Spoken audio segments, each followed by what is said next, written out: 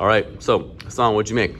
I made what is called a rock salt roller. So basically, it dispenses salt during the winters, and you basically put the salt here, and you would have it, I guess, settled like this, and you'd have handles here, Yep. and you'd roll it around, and it would dispense salt during the winters. So basically, this idea is based off an African invention called the hippo roller, and it's based off in South Africa, and it's used to transport water in Africa, and it helps children and like women, I guess, transport water during far distances.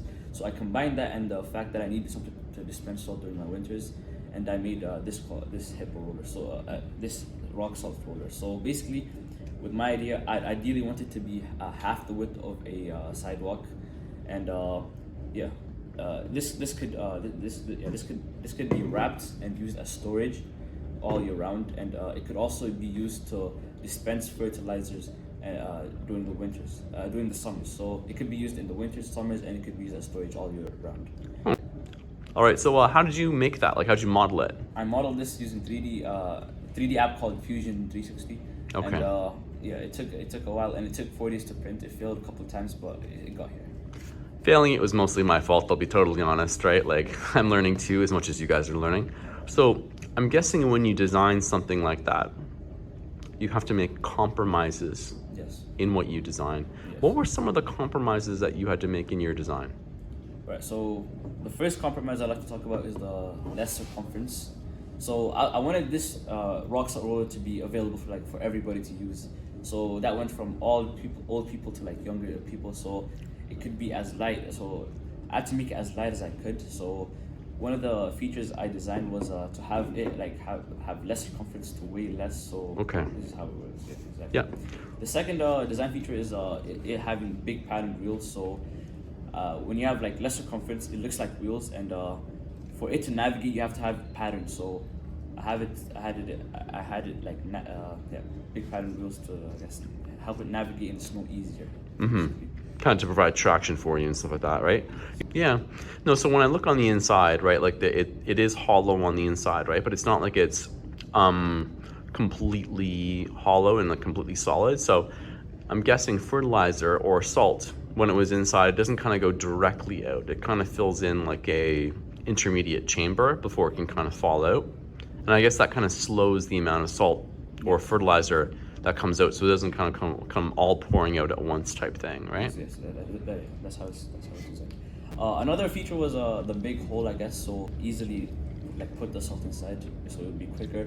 And my last feature I'd like to talk about is the wrapping cover. We'll talk more in depth about that, but it is basically going to be a cover that is reusable and eco-friendlier, and it would just like perfectly wrap all the holes, and it would like have this as a storage unit, so you could use it all year round. And All right.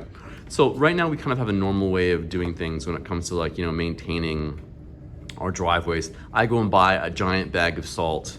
I go and kind of spread it by hand. I know it's going to get into the water system. It's probably not the best for like, the vegetables and the grass that I have on my lawn, but I kind of do it anyways, right? Because that's the way that people do things. So how could you make your way, which is greener and more environmentally friendly, the more popular way? What would you have to do to make your product kind of take off? so first of all, we need to dispense the norm and what is like normal today, because as we know, the salts and people like to ignore how like harmful these salts are to the environment, and it's just pouring chemicals on your grass, like on the environment, I guess. And people like to ignore it because it's normal, because it's cheap, and because it's the way it's been done. But we need to change at some point, and I think now's the point to change. So with the salt dispenser, it is a lot better than any other dispenser. All of them are just made of plastics that are not biodegradable.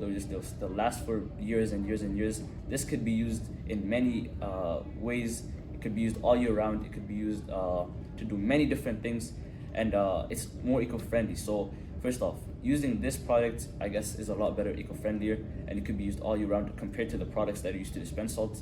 And second off, we need to replace the salt that is being dispensed on the streets and on the sidewalk, because it's very harmful, and us ignoring it is going to get worse. So I guess things like taxing it, making it more expensive, or just outright banning it using laws would be smart, and finding better ways to melt ice would be the way. And dispensing using that road salt roller is the way too. All right, excellent, thank you. So a lot of people, they often say things like, in science, in math, in engineering, it's kind of like above values, or it's like value free, right? So do you think science and math and engineering are value free activities? This represents our values of giving credit to where your idea is from, and where it's from is from Africa. And people always think about Africa, think negative opinions, I guess. So seeing an invention based on another invention from Africa, that shows Black excellence and African excellence. And that shows that people in Africa, just like the rest of the world, can invent things, right? And they can make things. And this changed the narrative on, I guess, the negative narrative on Africa and Black people, I guess, at the same time. And these are some of the values we have of giving credit and always linking back to what made this product.